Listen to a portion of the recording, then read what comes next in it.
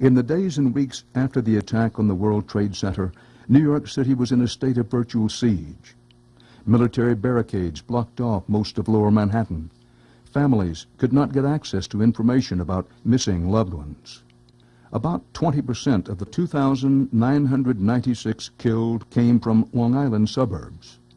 On September 18th in Rockville Center, about 25 miles from Ground Zero, a community hospital opened a center for families directly affected by the attack. A constant stream of children and adults started showing up immediately. This is Dan Rather reporting. The images of September 11th are all too familiar, but the voices of those whose lives were shattered that day are rarely heard. This is their story.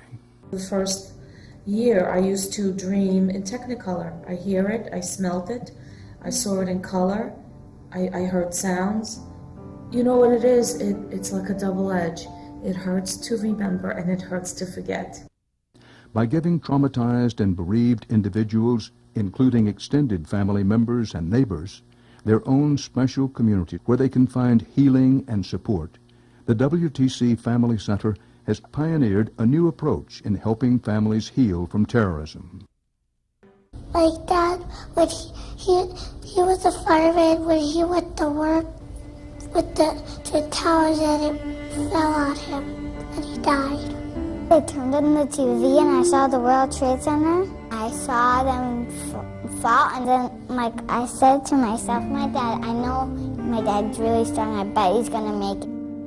I stayed up until the original time my dad comes home, and he wasn't home, and then we spend the night, and I'm like, what's wrong with my daddy? Well, maybe he has a broken leg or something. I started worrying and everything, like, he's dead. What happens in a traumatic event is everything that's normal gets cast aside.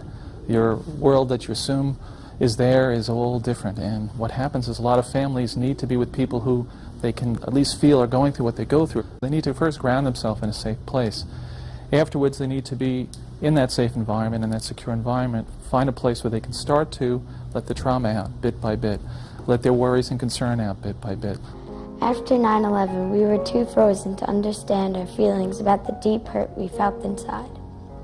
Our drawings reflected what we heard in the world around us. We drew about patriotism and our beliefs. Over time, painful feelings came out in our art, including sadness and anger. The pain did not go away, it's just different. For those in mourning after a catastrophe such as 9/11, the timetable for recovery can be unpredictable and complex.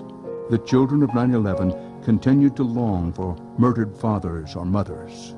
On holidays, on birthdays, and other important occasions, they will always remember why a parent is absent. They also live with chronic fear that a surviving parent will mysteriously disappear, leaving them completely alone.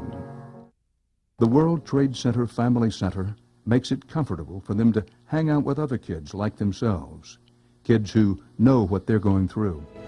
It's not the end. You have to kind of pick yourself up, and sometimes when you can't, there's going to be someone else there to help you stay up. And it's nice having that comfort. I don't even know what word to describe what it really means to us. No. It's just very important for us to be able to come together and to be with the people that understand you the best. There is no magic formula for healing the pain, but the ongoing work at the World Trade Center Family Center can become a blueprint for resiliency in the future. For anyone who lost a loved one in the attack, the indescribable damage to the inner landscape of the heart and mind will forever remain invisible. The pioneers of our nation built their communities so they could stand united against adversities. It is our American tradition to come together in times of tragedy. This is how we grow as a people and as a nation. What the families have accomplished here can become a living model of hope for the rest of the country in these troubled times. This is the legacy of 9/11.